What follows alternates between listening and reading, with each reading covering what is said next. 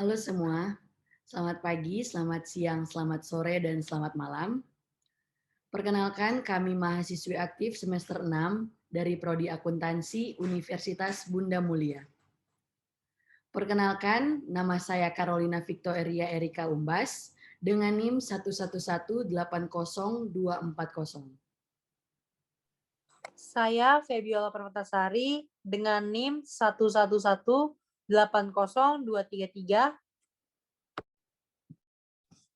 Saya Clara Natasha dengan NIM 111802330. Saya Febiola Akunaldi dengan NIM 1118021. Baiklah, dari kelompok kami akan menjelaskan mengenai harga transfer dan perbaikan masalah miopia.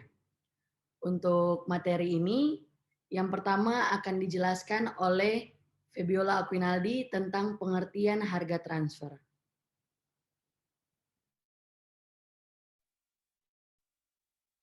Pengertian harga transfer. Transfer merupakan penentuan harga barang atau jasa yang ditransfer kepada antar pusat pertanggungjawaban.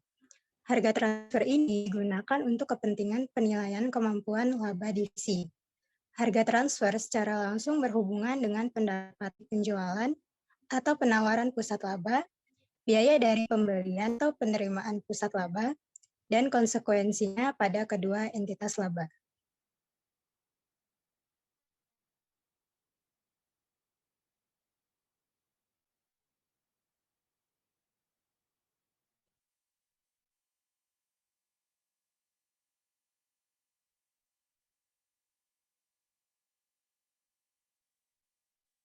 Masalah harga transfer. Suatu pusat laba sering menawarkan produk atau jasa untuk pusat laba yang perusahaan yang sama. Ketika hal ini terjadi, beberapa mekanisme untuk menentukan harga transfer diperlukan. Pengaruh dari harga transfer sebagian besar bergantung pada jumlah dan besarnya transfer internal relatif pada ukuran masing-masing entitas. Ketika jumlah dari transfer signifikan, untuk menentukan harga transfer yang tepat dapat memberikan efek signifikan pada sejumlah keputusan penting, termasuk kuantitas produk, sumber, alokasi sumber daya, dan evaluasi manajer terhadap penjualan dan pembelian pusat laba. Selanjutnya akan oleh Saudari Erika.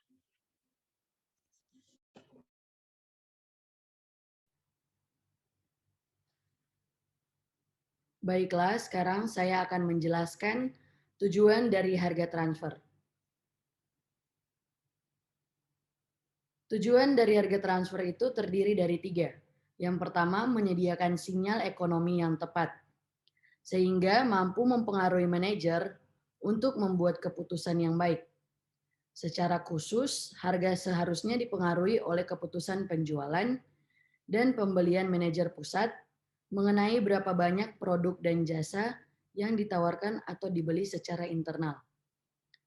Yang kedua yaitu memberikan informasi yang bermanfaat, di mana untuk mengevaluasi kinerja yang baik untuk pusat laba maupun manajer mereka. Harga transfer secara langsung berhubungan dengan laba, baik dari penjualan maupun pembelian entitas. Ketiga yaitu memindahkan antara lokasi perusahaan, di mana terjadi beberapa faktor yang dapat memotivasi manajer untuk menggunakan harga transfer dengan cara ini, di mana ketika perusahaan beroperasi dalam wilayah hukum pajak, manajer mereka mungkin memotivasi untuk memindahkan keuntungan antara wilayah hukum untuk meminimalkan pajak.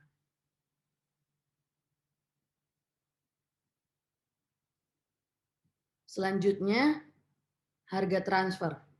Ada alternatif harga transfer, di mana dari tujuan tersebut terdapat alternatif harga transfer yang terdiri dari 5 tipe alternatif harga transfer.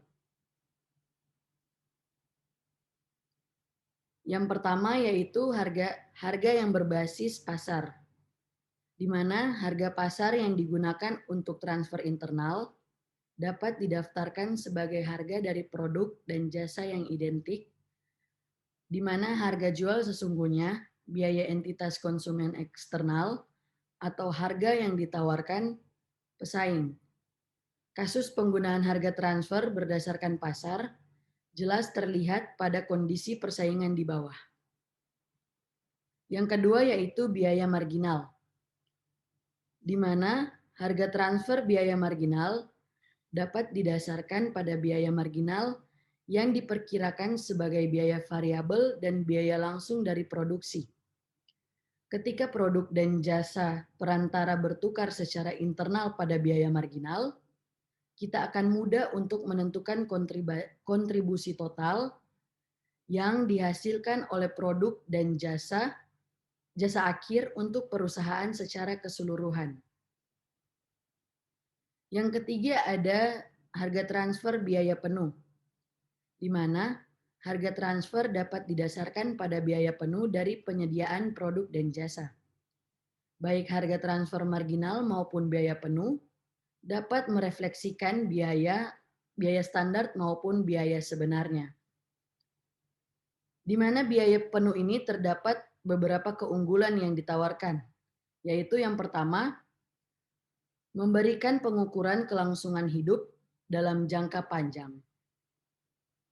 Dan untuk produk dan jasa yang berkelanjutan secara ekonomis, tidak hanya biaya marginal yang harus dipulihkan, melainkan juga menghasilkan margin di atas biaya penuh. Keuntungan yang kedua yaitu transfer biaya penuh relatif mudah untuk diimplementasikan karena perusahaan memiliki sistem dalam perusahaan untuk menghitung biaya penuh dari produksi atau provisi. Jadi, transfer biaya penuh tidak mengganggu tujuan evaluasi karena pusat laba penjualan diperbolehkan untuk memperbaiki paling tidak biaya penuh dari produksi atau provisi. Yang keempat ada harga transfer yang dinegosiasi.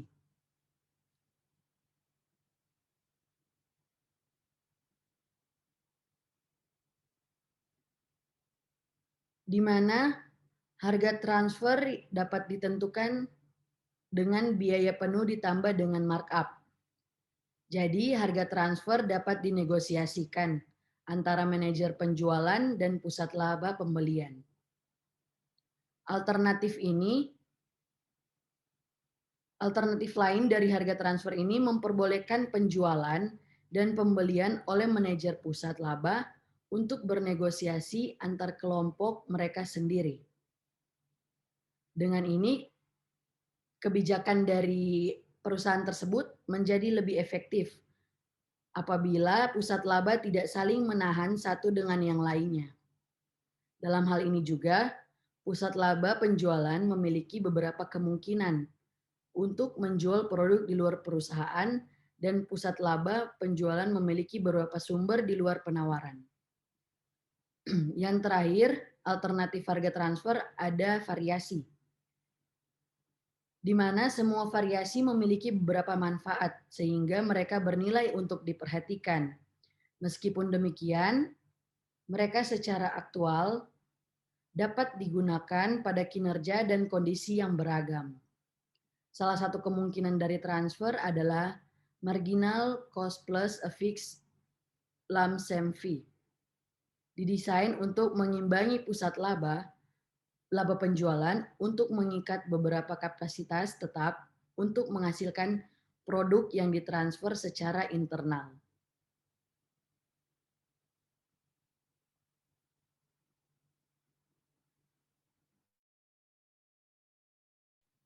Selanjutnya, penggunaan simultan dari beberapa metode harga transfer akan dijelaskan oleh Saudari Clara Natasha.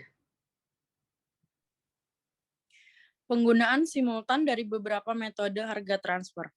Salah satu respon potensial kebutuhan untuk memenuhi berbagai tujuan harga transfer adalah untuk menggunakan metode harga transfer.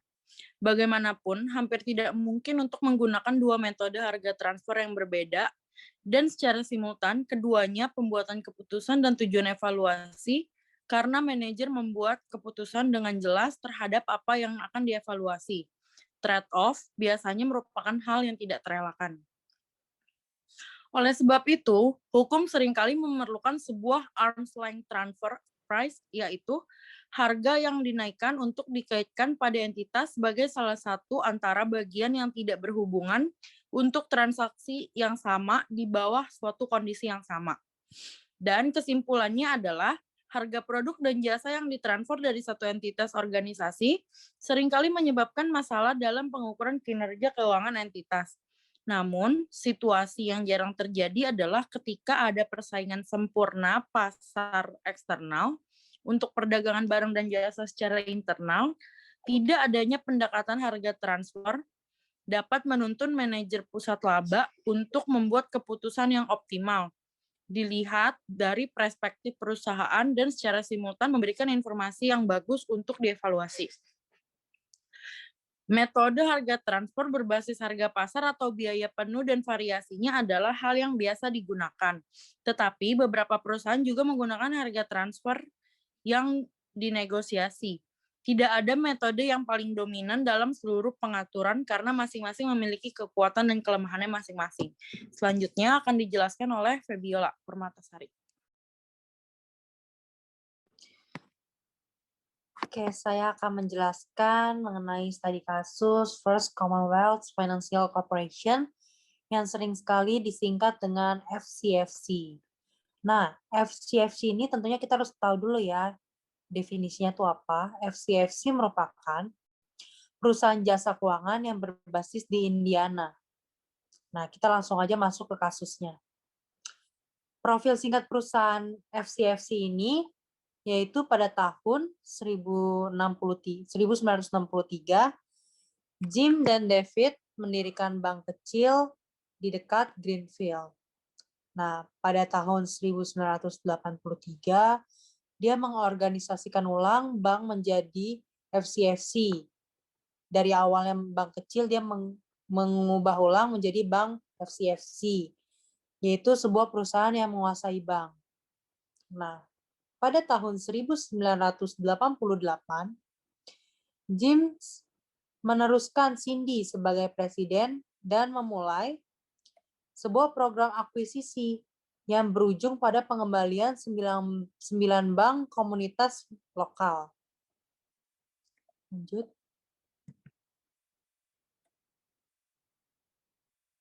Next. Pada tahun 1990, bank mengalami penurunan pendapatan, bunga, interest revenue, dan menghasilkan sedikit pendapatan karena adanya penurunan pendapatan bunga, yaitu sedikit pendapatan non-bunga, di samping adanya bisnis baru dalam pengawasan harta benda, asuransi, dan nasihat keuangan. Di tahun 1995, pengorganisasian ulang unit operasional dalam satu merek. Ini jadi semakin tahun tuh semakin ada perubahan-perubahan. Nah, di tahun 2002, penyelesaian transisi merek. Jadi benar-benar yang tadinya dalam satu merek tuh menjadi penyelesaian transisi merek menjadi transisi, jadinya jadi lebih jelas gitu. Nah, dalam FCFC tentunya ada laporan keuangan pastinya. Nah, dia tentu ada balance scorecard, yaitu sering disingkat dengan BSC. Yaitu ada dua, pastinya ada financial dan non-financial. Next. Nah, di sini yang berwarna merah dan biru ini termasuk yang financial, yang masuk ke keuangan. Nah, kita bahas dulu yang financial perspektif. Nah, financial perspektif ini yang warna merah. Nah, di sini biasanya di diagram ini terdapat revenue, expense, net income, cash flow, dan asset value. Jadi berupa laporan-laporan tentunya. Nah, Yang di biru-biru ini ada internal proses perspektif, jadi lebih ke internal. Jadi ini merupakan bagan mekanisme pengendalian manajemen ya. Jadi di biru ini ada internal. Tentunya internal itu yang dalam perusahaan ini, proses dalam perusahaan.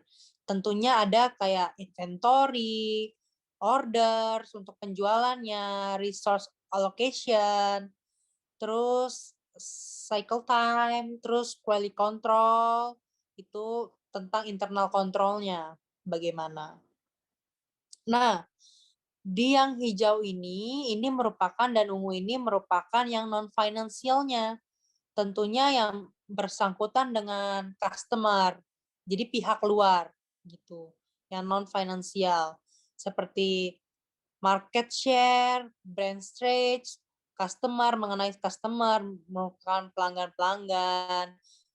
Nah, juga yang di ini itu merupakan customer perspektif. Dan yang terakhir nih yang ungu ini itu merupakan learning untuk perspektif ya, employee. Jadi ini merupakan mengenai kayak karyawan-karyawan ya seperti apa.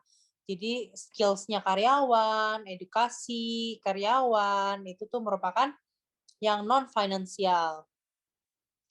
Nah, dari mekanisme ini, dia akan menghasilkan pengendalian hasil atau results control. Next.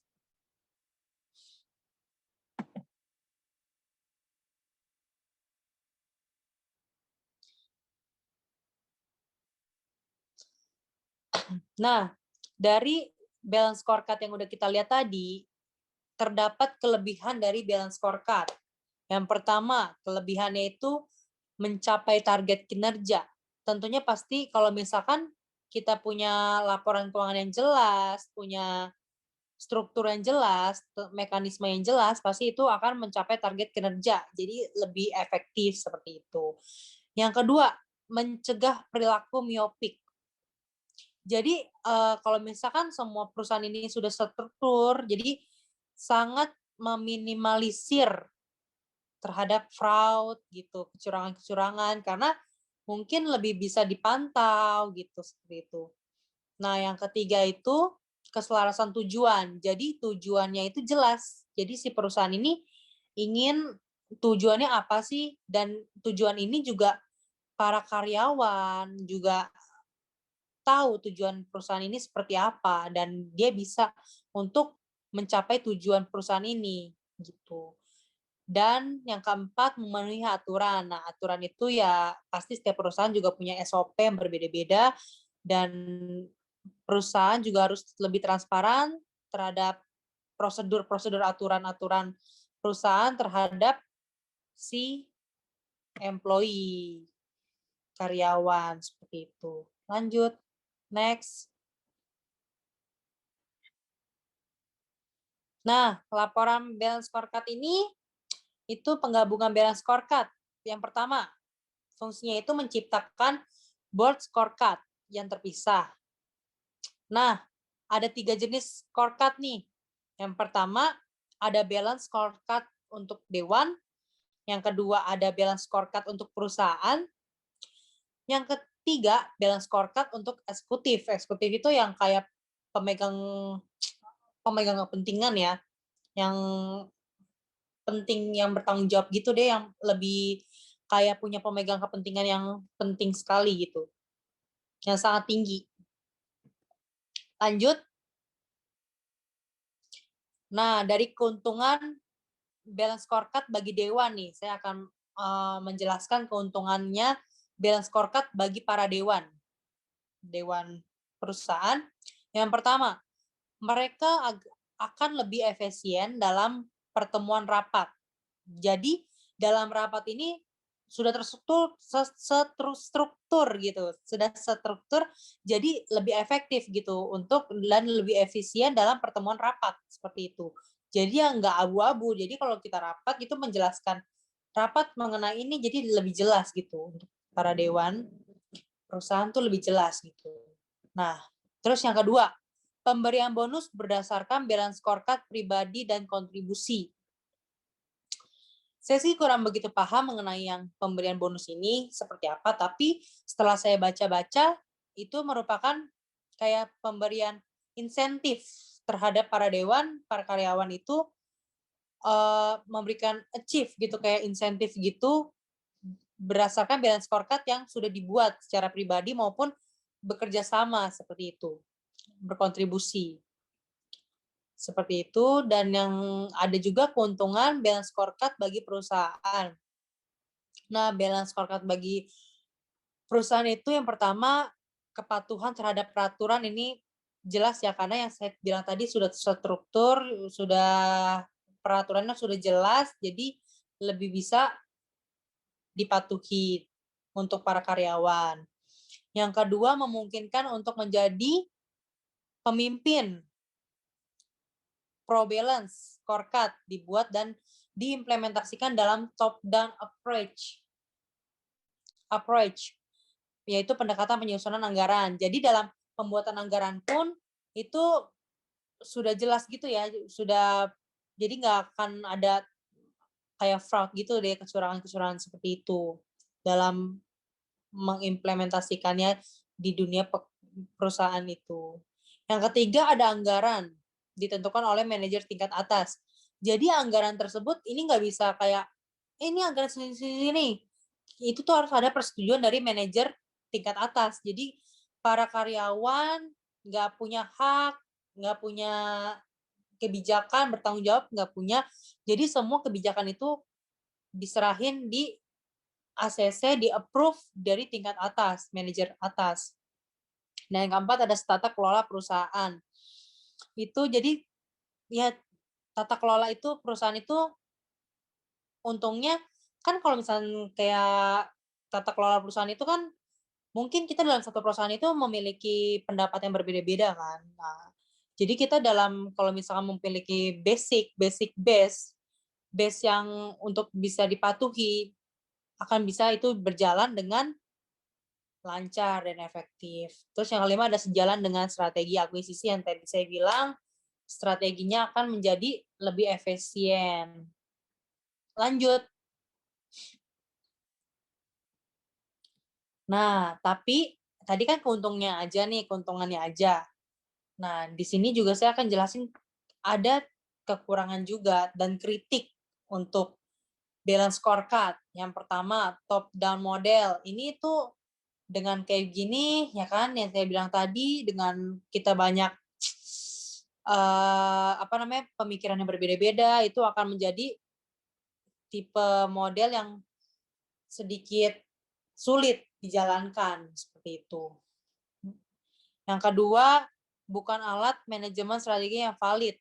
Nah, iya tidak valid, karena kan yang saya bilang tadi, semua keputusan ada di manajer paling atas. Jadi kayak rada kurang valid gitu loh. Misalkan mungkin tujuan si karyawan ini benar dan jelas, tujuan karyawan ini baik untuk perusahaan. Tapi kalau misalkan atasnya juga tergantung sama atas ya, kebijakan semua di-approve sama yang manajer tingkat atas seperti itu. Driver nilai yang sulit diukur. Memang sulit diukur karena nilainya itu sedikit sulit saja diukur karena kan lebih sulitnya karena yang tadi saya bilang juga, karena apa-apa harus ada keputusan dari pihak atas begitu. Bagian dari perilaku eksternal keluar melenceng dari gambaran. Nah, ini sulitnya untuk seperti kayak masukan dari luar tuh kayaknya kurang diterima seperti itu. Lanjut.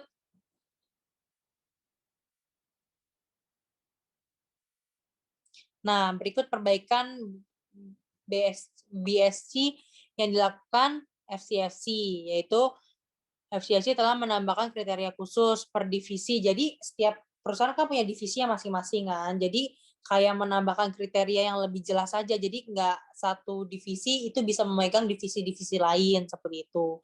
Nah, yang kedua, kontrol pengendalian eksternal atas mekanisme dewan. Nah, yang saya bilang tadi, dewan itu yang atas itu, tingkat atas itu perlu memiliki pengontrolan, pengendalian agar tidak terjadinya fraud itu, seperti itu. Dan menggunakan perspektif pelanggan. Pelanggan adalah raja pastinya. Jadi pelanggan itu berhak untuk memiliki pendapat, yang masukan, yang mungkin bisa membangun perusahaan ini menjadi lebih maju, seperti itu. Nah, dampaknya itu dari BSC itu evaluasi kinerja perusahaan terbatas, tentu terbatas karena semuanya akan dikendalikan oleh pihak atas, seperti itu. Masalah bisa timbul dan tidak diketahui. Bisa. Ini contohnya, misalkan dalam perusahaan itu kita memiliki masalah dengan bos kita misalnya. Kita bisa pasti punya problem yang dengan atasan pasti jengkel. Misalkan atasan ini inginnya menargetkan kita penjualan meningkat, sedangkan kita punya masalah yang sangat sulit, apalagi masa pandemi seperti ini, penjualan pasti akan anjlok, menurun. Jadi, tapi si bos ini tidak ingin tahu gitu, tidak ingin tahu, pokoknya yang dia mau pokoknya penjualan tetap meningkat seperti itu. Tapi dengan ini kan terjadinya timbul masalah, tapi kita saling tidak berani gitu loh. Kita karyawan bawah tidak berani komplain ke atas gitu. Kita iya aja karena kita seorang karyawan seperti itu. Ini yang masalah yang bisa timbul gitu loh. Karena si pemegang manajer atas ini sangat memiliki kuasa tertinggi seperti itu. Lanjut. Nah, kesimpulan dari studi kasusnya itu balance scorecard memiliki batas. Oke.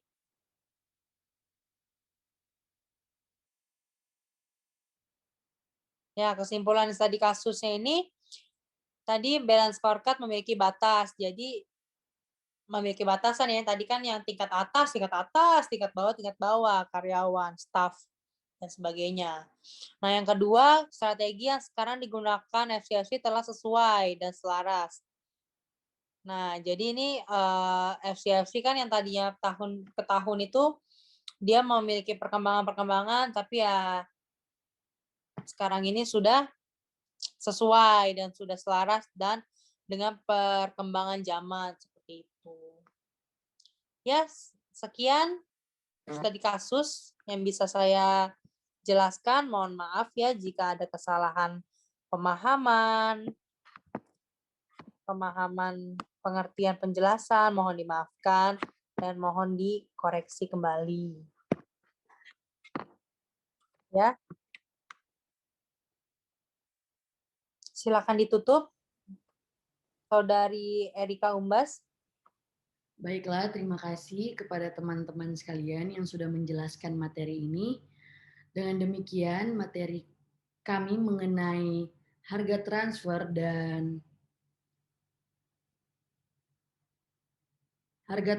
dan perbaikan masalah miopia telah kami sampaikan dan mohon maaf apabila ada salah kata dan kekurangan.